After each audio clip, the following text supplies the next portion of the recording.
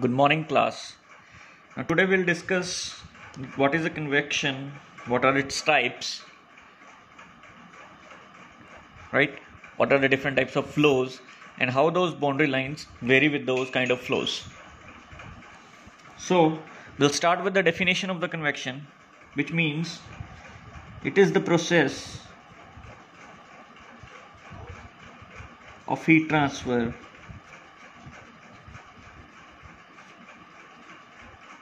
between a surface and a fluid flowing in contact with it is called a convection, right? So it is a process of heat transfer between a surface and a fluid flowing it. Now, if you talk of surfaces, we can have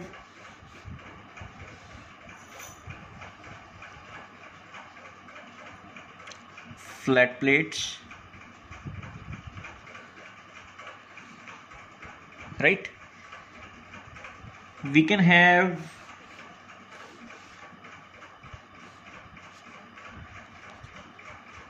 ducts or pipes. You can have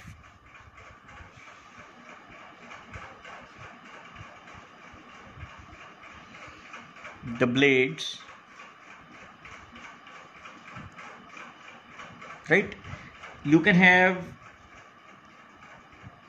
a surface with a surface on the top, and this surface is moving with a certain velocity, and this is stationary. Now, the many practical applications has been designed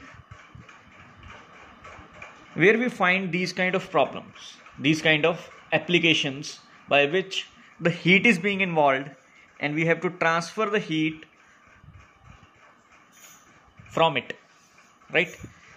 Now, if you see this flat plates or these vanes or the blades, here you have a flow and here you have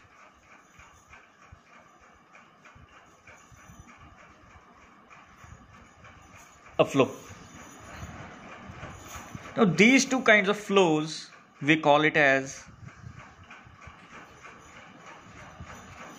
external flows, right? And if the flow is in duct or a pipes or inside this,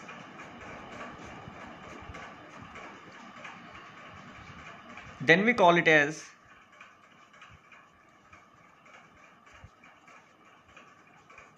internal flows, right? So we have to deal in this convection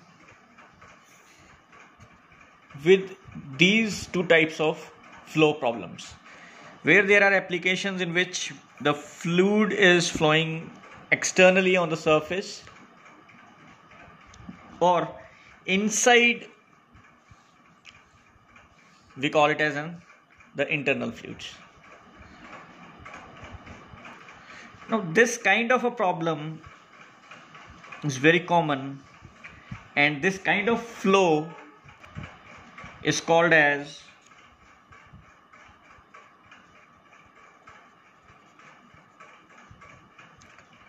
Cotte flow.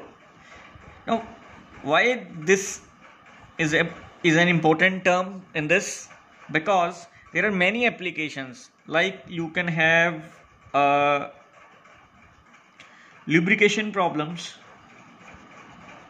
lubrication applications in bearings, right, where you find this kind of a flow. where the one part is stationary and another part is moving, and between those two things we have the fluid or lubricant flowing through it. So what kind of heat has been taken by the lubricant through this? Or you can have a simple surface on which the fluid is flowing, and you want to calculate that what amount of heat is being drawn from this plate if this plate temperature is, let's say, TW, and let's say T infinity. If TW is greater than T infinity, right? Or there can be the problems by which you can have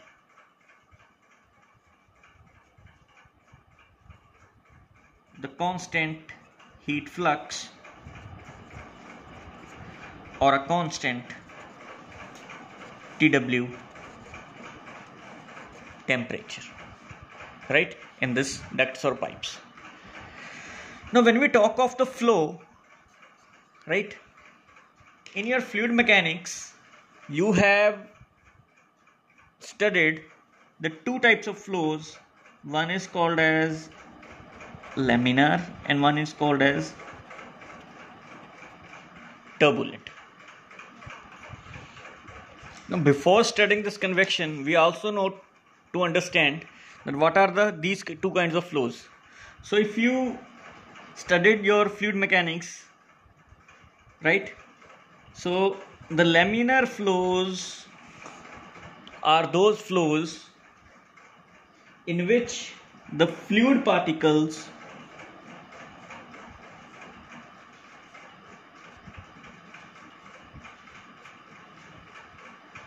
moves along, let me show you, moves along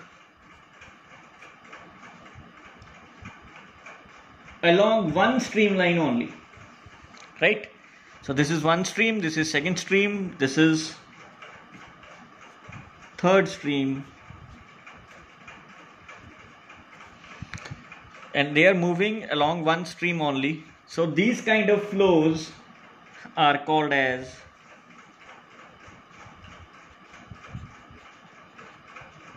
laminar flows, right? Now one important thing here is the laminar flow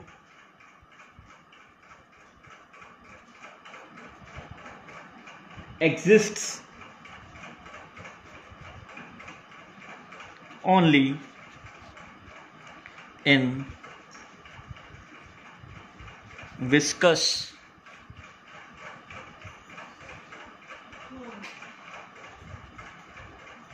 fluids, right? Because in this laminar flow the viscosity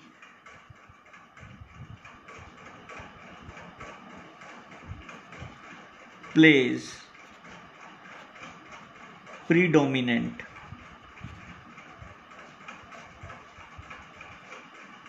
role, right? And whereas in turbulent flows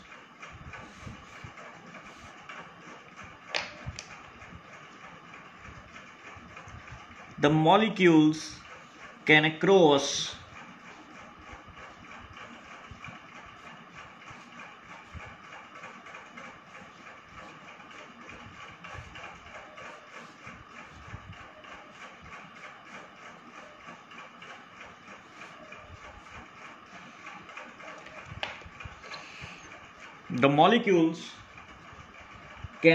the flow lines. Okay, in this it cross the flow lines.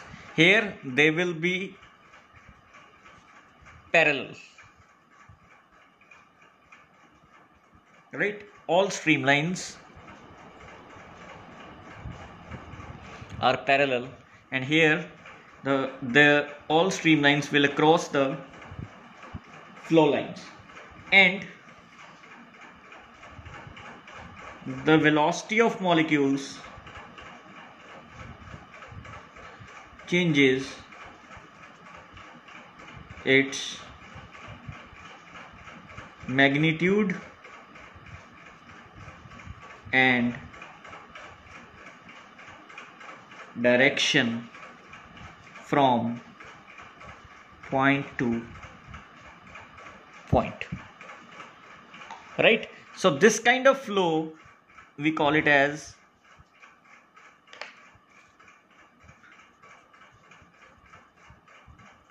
the turbulent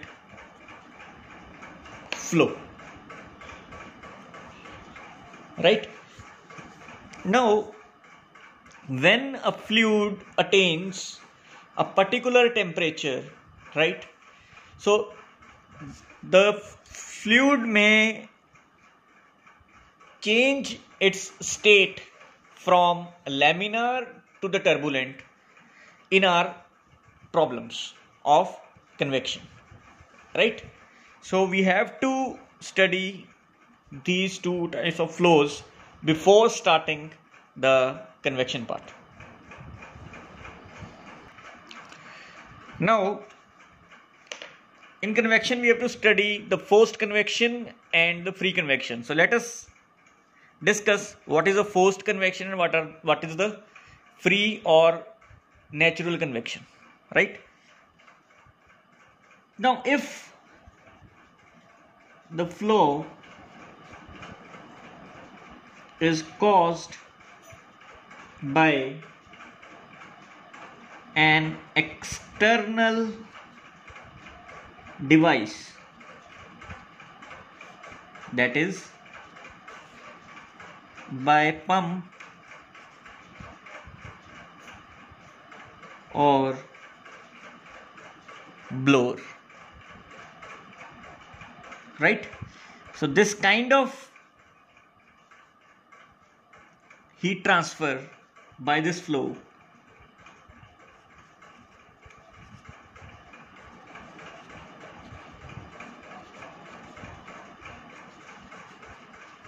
by the flowing fluid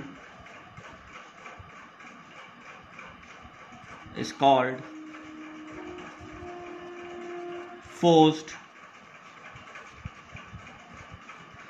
convection, right? Means you have a surface,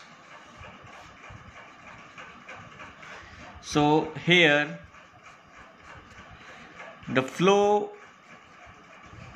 will occurring at certain velocity over this surface to take away the heat from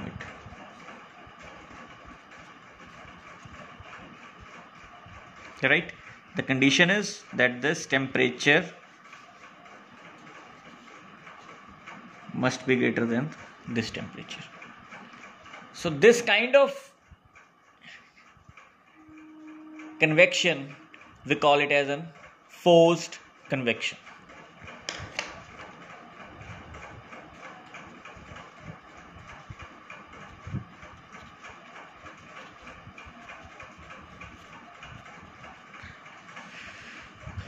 Now to study this free or forced convection, let us take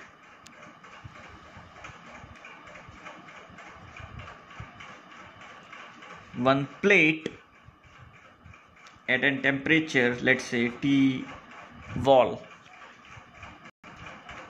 and at this side we have a temperature that is T infinity.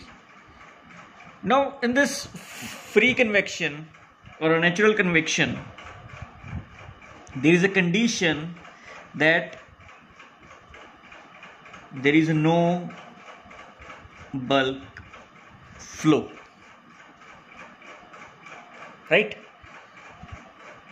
Now how the heat is being transferred from this? So the layers of the fluid which are nearer to the surface will feel the effect of this heat, right? So there is a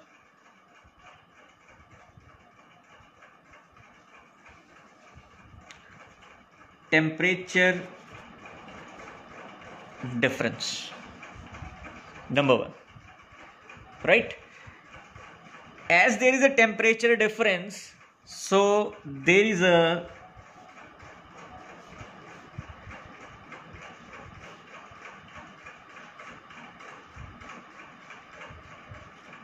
the density difference.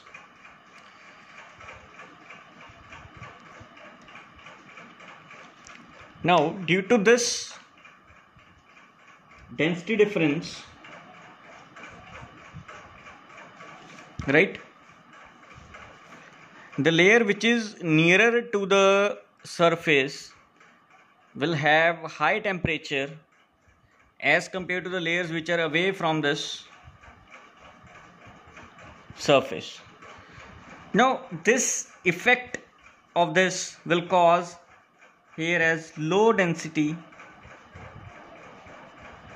and here we have the high density, right?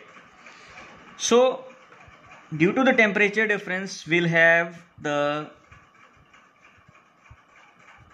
density difference, right? And due to this density difference, the adjacent fluid layer will apply a force on it, which we call it as the buoyant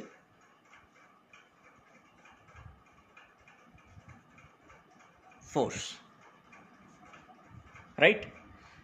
If there is a no bulk flow, due to temperature difference, the density difference will be there, and due to that density difference, the buoyant force means the layer which is away will push the layer of the surface, and this surface will move up. This will gain a kinetic energy, right? But to a certain extent, once they gain the kinetic energy, they'll move in this direction, and where the velocity again will be zero, right? Because there is no bulk flow. So this kind of cycle will be formed. So by this we can say that the fluid flow relates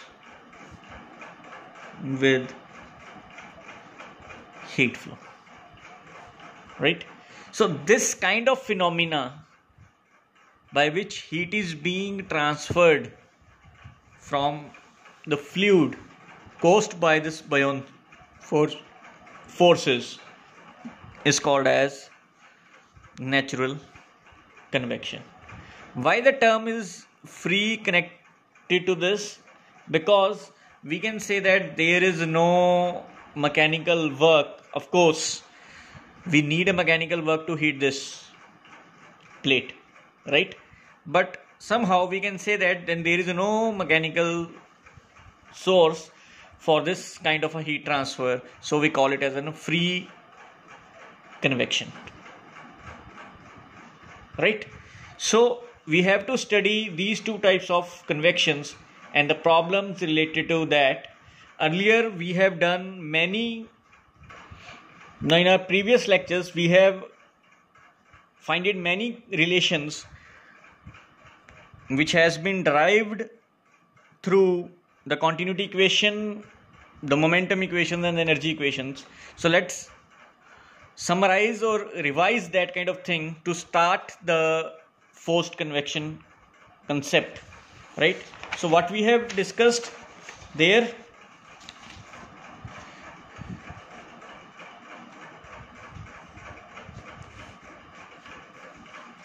we have discussed the continuity equation,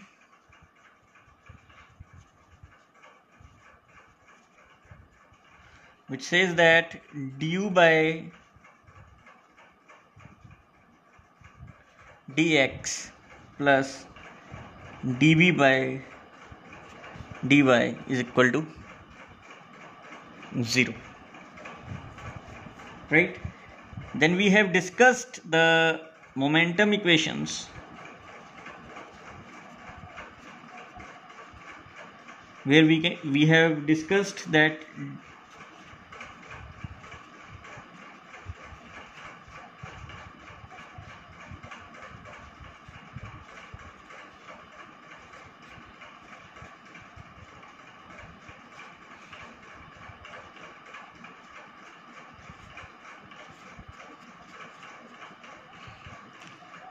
right? Where we have neglected this in case of flat plates, right? We have discussed the boundary conditions over there, that are when y is 0, u is 0, when y is delta, u is u infinity, right? Then y is 0, du by dy is 0, y is 0, d square u by dy square is equal to 0. And while using these four conditions, we find that u by u infinity is 3 by 2 y by delta minus 1 by 2 y by delta cube, right? Similarly, we have discussed the energy equation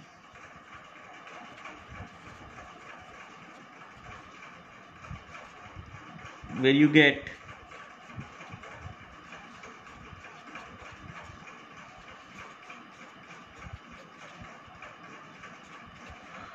this as energy equation, and here also we have the boundary conditions. When y is 0, T is equal to TW, means the surface temperature. When y is delta T, then T becomes T infinity. When y is delta T, so here is it is delta. When y is delta T, dt by dy is equal to 0, right? And when y is 0, d square, and here we find that theta, which is T minus TW upon T infinity minus TW, is equal to 3 by 2 y by delta T minus half y by delta T the cube, right? By using von Karman's equation, and we solved it up to 3 degree of polynomials, right? And we also found the wall shear stress is du by dy at y equal to 0. We get the relation, which is 3 by 2 mu by delta, right? And again we find this delta as 4.64 times x by Reynolds number. Similarly, we found that this delta by delta t, and also we find this delta t upon delta h. Delta h means we are talking of hydrodynamic boundary layer thickness, right? And somehow we can write this also. So it is 0.975 times Prandtl number the power minus 1 by 3, right? And again we found that this hx is minus kf of dt by dy at y equal to 0 upon tw minus t infinity is equal to 3 by 2 k of that delta t, right? We also derived that this Nusselt number is 0.332 type of Prandtl number the power 1 by 3 into Reynolds number the power half, right? When this Prandtl number is greater than 1, right? And when this Prandtl number is less than 1, then we derived that this Nusselt number is 3 by 2 root 8, Prandtl number the power half, and to Reynolds number the power half, right? Again, we found that the Nusselt number average is twice the Nusselt number. This means when we have to calculate the Nusselt number, then it is 0.664 Prandtl number the power 1 by 3 into Reynolds number the power 1 by 2, right? On the other hand, we also discussed that this CF, that is skin friction coefficient, right, this is equal to 0.646 Reynolds, right? And again we have a relationship that the CF average is two type of local. Now by these kind of things we have already discussed. Now there are very important terms to be discussed which will help you in solving the problems in the GATE examinations also. So what are those relations and findings we can find here? That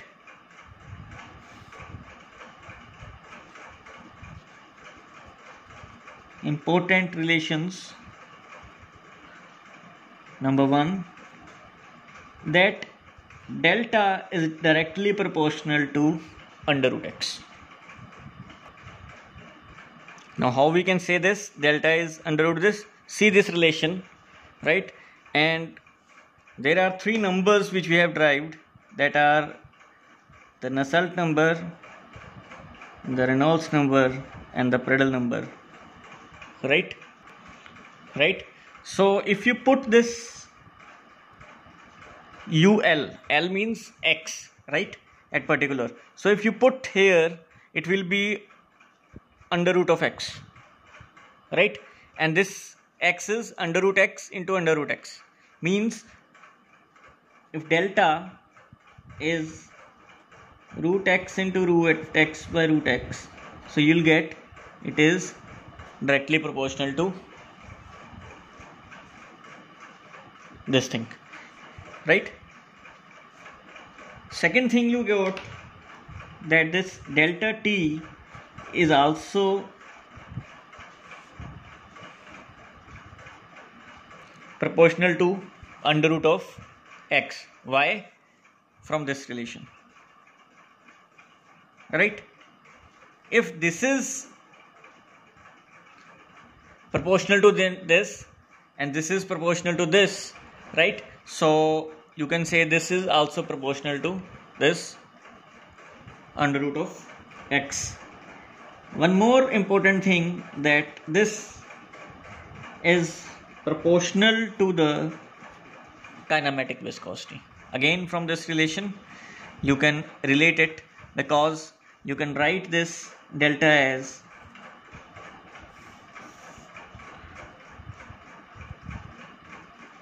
(4.64) x by root v into root x by root mu, means root mu, right?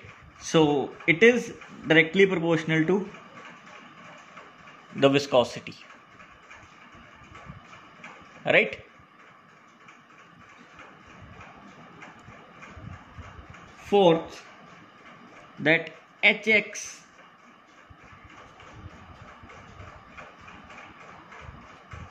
is inversely proportional to 1 by root x.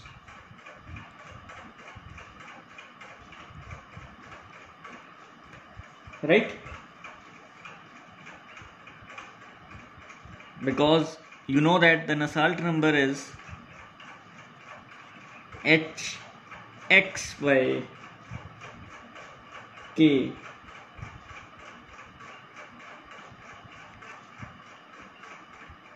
right? So Nusselt number is directly proportional to x. That is fifth finding.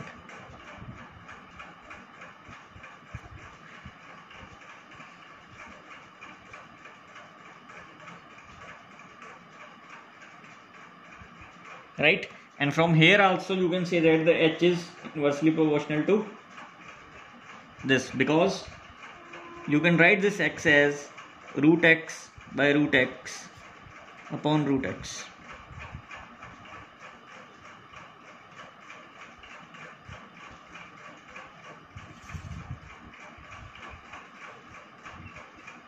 Now sixth is that dt by dy is also inversely proportional to root x. So from this relation you can find that dt by dx is proportional to hx, and hx is also inversely proportional to 1 by root x, so it will also be 1 by root x. The seventh,